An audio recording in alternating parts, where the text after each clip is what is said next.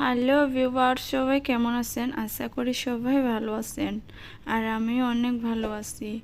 আজ আপনাদের সামনে আরেকটা ইন্টারেস্টিং রেসিপি নিয়ে হাজির হলাম। আশা করি সবাই সাথে থাকবেন। সো বন্ধুরা, দেখতেই পাচ্ছেন এটা হচ্ছে একটা বাস্ক্রোলটা এখন আমি ভালো মতো কেটে নেব। সো দেখেন আমি কিভাবে কেটে নিচ্ছি। আমি যেভাবে কেটে নেব ওইভাবে ওই সাইজে আপনারাও কেটে নেবেন। আজকের রেসিপিটা সত্যি একটা ইন্টারেস্টিং রেসিপি। হয়তো অনেকেই খেয়েছেন, অনেকেই খান নাই। আজকে যে রেসিপিটা আপনাদের দেখাবো সেটা এত মজার একটা রেসিপি, আপনারা না খেলে বা না দেখলে বুঝতে পারবেন না। সো দেখতে থাকেন। প্রথমেই আমি উপরের খোসাটা ছাড়িয়ে এভাবে কষি মাছের অংশটা এভাবে কেটে নিচ্ছি গোল গোল করে। এরপরে হচ্ছে আগাটাও কেটে নিচ্ছি। তারপরে এইভাবে সবটা কেটে নেওয়ার পরে আগাটা এভাবে ছোট ছোট করে কেটে নিলাম।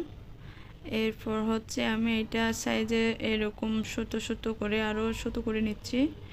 এরপর হচ্ছে কেটে নেওয়ার পরে সবগুলো একটা কাঁটা চামচের সাহায্য এটা এখন আমি ছিদ্র করে নিচ্ছি এভাবে, যাতে মশলাগুলো ভালো মতো ঢুকতে পারে। আমি দুই সাইডে এভাবে ছিদ্র করে নেব।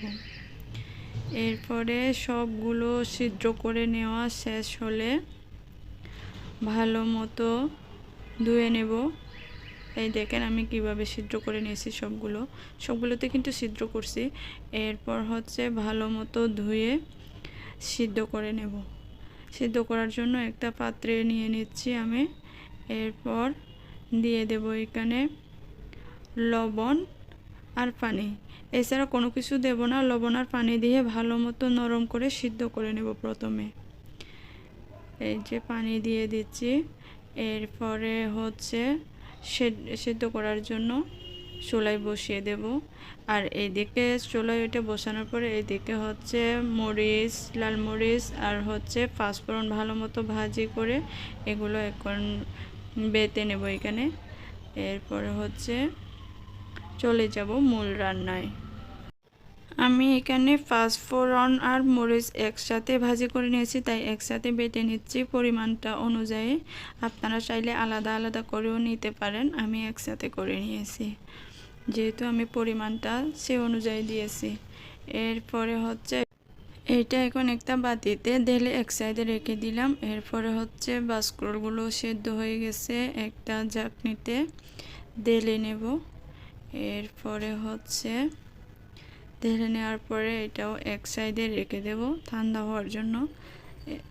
তারপরে এদিকে একটা পাত্র চুলায় বসিয়েছি, গরম হয়ে আসতেই তেল দিয়ে দিচ্ছি।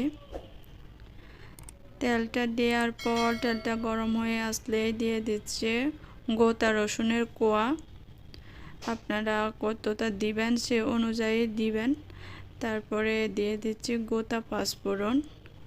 এরপরে কিছু নাড়াচাড়া করে রসুনের কোয়াগুলো বাদামি বাদামি হয়ে আসতেই দিয়ে দেব সেদ্ধ করে রাখা বাস্কুড়গুলো, সবগুলো দিয়ে দেব।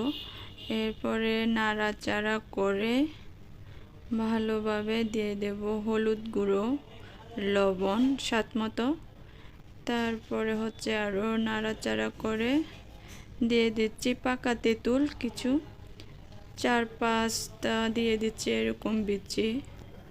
এরপরে দিয়ে দিচ্ছি চিনি পরিমাণ মতো, আপনারা কতটা বা কতটুকু মিষ্টি খাবেন এই অনুযায়ী চিনিটা দিবেন। এরপরে নাড়াচাড়া করে কয়েকটা কাঁচামরিচ দিয়ে দিলাম ফ্লেভারের জন্য। এরপর নেড়ে চেড়ে ঢাকনাটা দিয়ে কিছুক্ষণ রেখে দেব। এরপরে ঢাকনাটা সরিয়ে দেখতেই পাচ্ছেন তেলটা কীরকম উপরে চলে আসছে। এরপর দিয়ে দিচ্ছি পানিটা দেওয়ার পরে কিছু নেড়ে চেড়ে এরপরে দিয়ে দিচ্ছি আগে বেটে রাখা মরিচ আর পাঁচফোড়ন। এটা আপনারা কতটুকু ঝাল খাবেন এ অনুযায়ী দিবেন আপনাদের পছন্দ মতো। এরপরে কিছুক্ষণ নেড়ে চেড়ে ঢাকনা দিয়ে রেখে দেব যতক্ষণ না পর্যন্ত পানিটা পুরোটা শুকিয়ে যায়। এই যে দেখতেই পাচ্ছেন পানিটা পুরো শুকিয়ে গেছে, তার মানে এটা হয়ে গেছে। এর মধ্যে কিন্তু আমি লবণের পরিমাণ চেখে দেখেছি, আর হচ্ছে কতটুকু মিষ্টি হয়েছে এটা চেখে দেখছি। এরপরে তুলে নিয়ে একটা বাটিতে সার্ভ করে দিচ্ছি। শুধু দেখতেই পাচ্ছেন কতটা লোভনীয় হয়েছে, আসলে খেতে এত মজার হয়েছে, না খেলে বুঝতেই পারবেন না। বন্ধুরা, ভিডিওটা যদি ভালো লেগে থাকে অবশ্যই লাইক, কমেন্ট এবং শেয়ার করতে ভুলবেন না। সবাই ভালো থাকবেন, সুস্থ থাকবেন, টাটা।